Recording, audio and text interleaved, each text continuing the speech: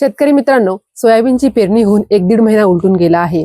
या वर्षी पाऊस उशिरा आल्यामुळे सोयाबीनच्या पेरण्या या उशिरा झाल्या. सध्या पीक हे वाढीच्या अवस्थेमध्ये म्हणजेच व्हेजिटेटिव्ह ग्रोथ मध्ये आहे आणि या अवस्थेमध्ये सोयाबीनवरती अनेक किडींचा प्रादुर्भाव होत असतो. तर या किडींचं जर आपण वेळेतच नियंत्रण केलं तर अगदी नक्कीच चांगलं आणि भरघोस उत्पादन आपल्याला मिळू शकतं. तर मंडळी, म्हणूनच आज आपण आपल्या कट्ट्यावरती सेंद्रिय पद्धतीने सोयाबीनवर येणाऱ्या किडींचं व्यवस्थापन कसं करायचं हे अगदी सविस्तरपणे पाहणार आहोत. तत्पूर्वी मंडळी, कट्ट्यावरती पहिल्यांदाच हा तुम्ही व्हिडिओ पाहत असाल आणि अजूनही ऑर्गॅनिक कट्ट्याला सबस्क्राईब केलं नसेल तर नक्की करून घ्या, कारण की सेंद्रिय शेतीशी संबंधित सगळी माहिती तुम्हाला आपल्या कट्ट्यावरती मिळत जाईल. तर चला पाहूया. सोयाबीनवरती प्रामुख्यानं खोडमाशी असेल, त्याच्यानंतर चक्रीभुंगा असेल, पाने खाणारी अळी असेल, तंबाखूवरील पाने खाणारी अळी म्हणजेच स्पोडोप्टेरा लिटुरा, त्यानंतर मावा, पांढरी माशी, तुडतुडे यासारख्या किडींचा प्रादुर्भाव होतो. आता या किडींचा प्रादुर्भाव होण्यामागची नेमकी कारणं काय आहेत हेही आपण लक्षात घेतलं पाहिजे, कारण की कारणं जर लक्षात आली तर त्याचं नियंत्रण करणं हे सोपं जातं. सगळ्यात पहिल्यांदा उष्ण आणि दमट हवामान, सततचं ढगाळ वातावरण, त्यानंतर जास्त आर्द्रता, मध्यम ते जास्त तापमान यामुळं काय होतं तर जे काही अळ्या असतील, त्यानंतर तंबाखूवरील पाने खाणाऱ्या अळ्या असतील, यासारख्या किडींचा प्रादुर्भाव आपल्याला पाहायला मिळतो. पावसातील दीर्घ जर खंड पडला तर अशा वेळेस उष्ण आणि कोरडं वातावरण तयार होतं आणि हे वातावरण किडींच्या वाढीस पोषक ठरतं.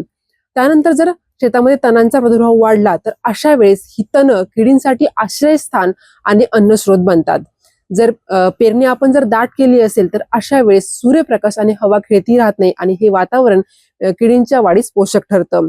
तसंच शेतकरी परिसरामध्ये टप्प्याटप्प्याने पेरणी करतात, एकाच वेळी पेरणी केली जात नाही. त्यामुळं काय होतं तर किडींच्या म्हणजे किडींसाठी जे काही अन्न आहे हे कंटिन्युअसली नियमितपणे उपलब्ध राहतं आणि अशा वेळेस किडींचं नियंत्रण करणं हे अवघड ठरतं. जर आपण एकच एक पीक जर जमिनीमध्ये घेतलं तर हे पीक देखील चक्रीभुंगा असेल, खोडमाशी असेल, या किडींच्या अवस्था या जमिनीमध्ये राहतात आणि त्या अवस्था पुढच्या पिकामध्ये येतात. त्यामुळे आलटून पालटून पेरणी करणं हे जास्त महत्वाचं आहे. तसंच मंडळी, जर आपण नत्रयुक्त खतांचा जर वापर जास्त केला तर अशा वेळेस पिकांचा लुसलुशीतपणा, हिरवेपणा हा जास्त वाढतो आणि मग हे हिरवेपणा जे काही रस शोषक किडी असतील, पाने खाणाऱ्या अळी असतील, यांचा प्रादुर्भाव वाढण्यामध्ये मदत करतात. त्यानंतर बाधित बियाणं असतील किंवा मागच्या पिकाचे जर अवशेष राहिले असतील तर त्या या अवशेषांमध्ये किडींच्या अवस्था या टिकून राहतात आणि मग त्या पुढच्या पिकामध्ये येतात. त्यानंतर मंडळी, जर आपण गरज नसताना रासायनिक कीटकनाशकांचा वारंवार जर वापर केला तर ही कीटकनाशक काय करतात की आपल्या शेतामधील ज्या नैसर्गिक शत्रुकिडी आहे या नैसर्गिक शत्रुकिडींचा नाश करतात आणि त्यामुळे नैसर्गिक पद्धतीने जे कीड नियंत्रण होणार आहे ते कीड नियंत्रण होत नाही. तसंच मंडळी, शेतकऱ्यांनी एकदा पेरणी केली की डायरेक्ट खुरपणी किंवा कोळपणीच्या वेळी शेतकरी शेतामध्ये येतात, परंतु तसं न करता आपल्याला नियमितपणे शेतामध्ये जाऊन पिकाची पाहणी करणं हे अत्यंत महत्वाचं आहे, कारण की किडीची नुकसानीची पातळी ओलांडून गेली आणि त्यानंतर जर आपण उपाययोजना करायला गेलो तर इथं सेंद्रिय शेतीमध्ये उपाययोजना करणं हे अवघड होतं. किडींचं नियंत्रण करणं तेवढं सोयीस्कर राहत नाही. सेंद्रिय शेती ही प्रतिबंधात्मक उपायांची शेती आहे. कीड आल्यानंतर उपाययोजना करण्याऐवजी कीड येऊच नये म्हणून उपाययोजना करणं हे जास्त महत्वाचं आहे.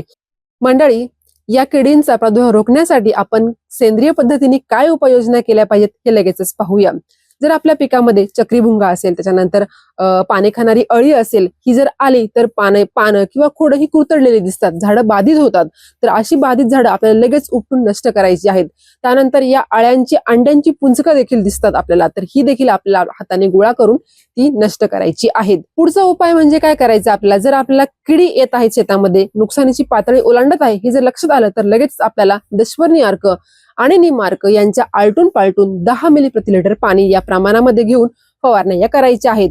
त्यानंतर मंडळी, आपल्याला एकरी 25 ते 30 पिवळ्या चिकट सापळे लावायचे आहेत. या पिवळ्या चिकट सापळ्यांमुळे रसशोषक किडींचं नियंत्रण करणं हे सोपं जातं. तसंच प्रकाश सापळे असतील, फेरोमोन सापळे असतील, या सापळ्यांचा आपल्याला वापर करायचा आहे. साधारणपणे 10 ते 15 फेरोमोन सापळे आपल्याला प्रति एकरी लावायचे आहेत.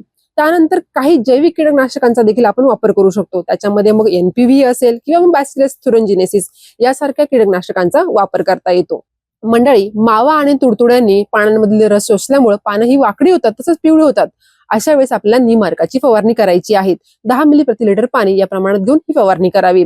तसंच जे काही शत्रू किडी आहे त्याच्यामध्ये लेस्विंग असेल, लेडीबर्ड बीटल असेल, यासारख्या मित्र किडींचं संवर्धन करायचं आहे आणि गरज नसताना आपल्याला जे काही रासायनिक कीटकनाशक आहे यांचा वापर करायचा नाहीये, कारण की रासायनिक कीटकनाशकांमुळे त्या नैसर्गिक शत्रू किडी आहे या देखील मरण पावतात आणि नैसर्गिक पद्धतीने किडींचं नियंत्रण करणं हे अवघड होऊन बसतं. मंडळी, आपण करतोय सेंद्रिय शेती आणि सेंद्रिय शेती करत असताना आपण जर बाजारातील कुठलंही निविष्ठा किंवा कुठलंही कीटकनाशक जर वापरत असू तर या उत्पादनावरील किंवा त्या कीटकनाशकावरील उत्पादनाची तपासणी आपल्याला करणं महत्वाचं आहे, कारण की ते व्हॅलिड आहे किंवा नाही हे बघणं महत्वाचं आहे, किंवा ते खरंच सेंद्रिय आहे किंवा नाही हे पाहणं गरजेचं आहे. उत्पादन ही खरंच सेंद्रिय आहे की नाही हे कसं तपासावं हा व्हिडिओ मी या अगोदर आपल्या ऑर्गॅनिक कट्ट्यावरती नक्की टाकला आहे, तो देखील आपण पाहून घ्या. मंडळी, पावसाळ्यामध्ये शेतामधील कामं करत असताना हवामानाचा अंदाज घेणं हे जास्त महत्वाचं असतं. कृषी विभाग दरवर्षी आपल्याला हवामानाचा अंदाज देत असतं, परंतु हा हवामानाचा अंदाज मोठ्या क्षेत्रासाठी दिला जातो. त्यामुळे शेतकऱ्यांनी शेतामध्ये फवारणी करत असताना आपल्या परिसरामधील स्थानिक वातावरण लक्षात घेऊन फवारणीचं नियोजन हे केलं पाहिजे. तर मंडळी, अशा पद्धतीनं सोयाबीनवर येणाऱ्या किडींचं व्यवस्थापन सेंद्रिय पद्धतीने कसं करायचं आणि या किडी येण्यामागची नेमकी कारणं काय आहेत हे अगदी आपण सविस्तरपणे पाहिलं. याबद्दल जर तुम्हाला काही शंका असेल तर मला कमेंटद्वारे नक्की कळवा. आणि यावर्षी आपल्या सर्व शेतकरी बांधवांना सोयाबीनला चांगला भाव मिळेल आणि सर्व शेतकरी समृद्ध होतील अशी आशा बाळगूया. तर चला भेटूया अशाच पुढील माहितीपूर्ण व्हिडिओमध्ये. तोपर्यंत धन्यवाद.